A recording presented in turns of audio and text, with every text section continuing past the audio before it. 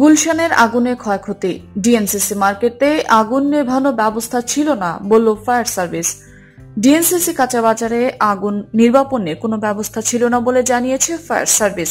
এদিকে আগুন লাগার ঘটনা তদন্ত এবং ক্ষয়ক্ষতি নিরূপণে 5 সদস্যের কমিটি গঠন করা হয়েছে।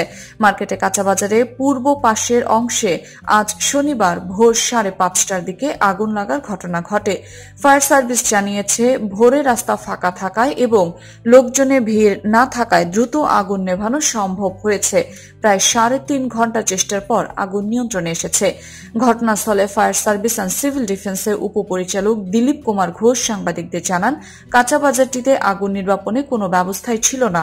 ভোর 5:48 দিকে আগুন লাগার খবর পাওয়া মাত্র 3টি ফায়ার স্টেশন একসঙ্গে ঘটনাস্থলে চলে যায়। ভোরে রাস্তা ফাঁকা থাকায় এবং লোকজনের ভিড় কম থাকার কারণে আগুন দ্রুত নেভাতে সক্ষম হয়েছে ফায়ার সার্ভিস। সকাল 8:25 আগুন পুরোপুরি নিয়ন্ত্রণে এসে যায়। এখানে পানির স্বল্পতা ছিল, তাতে একটু সমস্যা হয়েছিল। দিলীপ কুমার ঘোষ জানান, আগুনে ক্ষয়ক্ষতি নিরূপণের জন্য 5 সদস্যের একটি কমিটি গঠন করা হয়েছে। এই কমিটি সভাপতি করা হয়েছে ফায়ার সার্ভিস অ্যান্ড সিভিল ডিফেন্সের উপপরিচালক শামীম হাসানকে। দিলীপ কুমার ঘোষ আরও জানান, এর আগে 2017 সালে যখন ভবনটিতে আগুন লেগেছিল তখন ভবনটিকে ঝুঁকিপূর্ণ বলে ঘোষণা করা হয়েছিল। ভবনটিতে আগুন নির্বাপনে কোনো ব্যবস্থা তখনও ছিল না। আগুন নির্বাপন ছাড়াও মার্কেট চালাতে নিষেধ করা হয়েছিল তদন্ত কমিটির সুপারিশে।